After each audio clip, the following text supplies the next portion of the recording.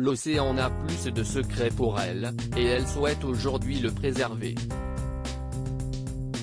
Maud Fontenoy va présenter dès le 7 février prochain un Océan de solutions, un programme court qui sera diffusé du lundi au vendredi à 12h40 sur C8, afin de sensibiliser la population sur la fragilité du Grand Bleu.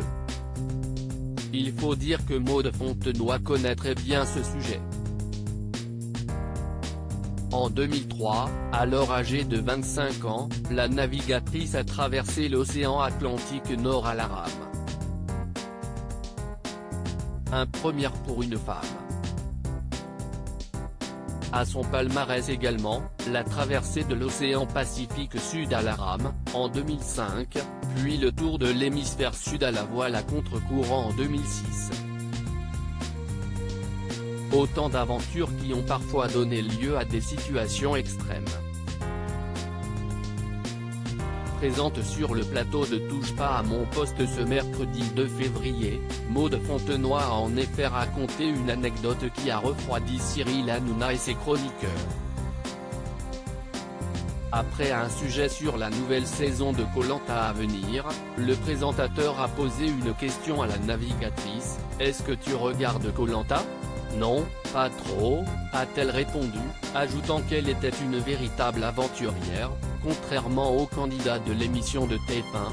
« Moi je peux te dire, quand tu vis vraiment sur un bateau, à traverser les océans à la rame, il y a vraiment pas de nourriture, tu peux vraiment pas t'arrêter, et quand tu bois ton urine parce que ton désalinisateur est tombé en panne, tu bois vraiment ton urine. » Maud Fontenoy, la meilleure solution était de boire son urine, une situation à laquelle elle a d'ailleurs déjà été confrontée.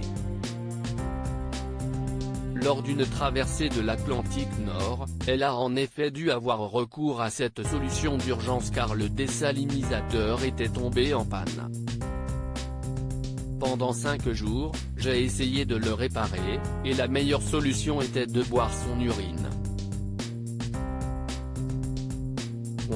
Tu as dit que tu voulais partir avec moi ? A lancé Maud Fontenoy à Cyril Hanouna qui lui avait proposé quelques secondes avant de partir en mer avec elle. « On va annuler », a alors répondu l'animateur. « On a l'eau de la mer qu'on dessale mais ça peut tomber en panne », a-t-elle averti. « Tu vas partir avec un chroniqueur », a conclu avec humour Cyril Hanouna. Pas sûr cependant qu'il y ait beaucoup de volontaires pour la suivre dans cette aventure. Loading Widget.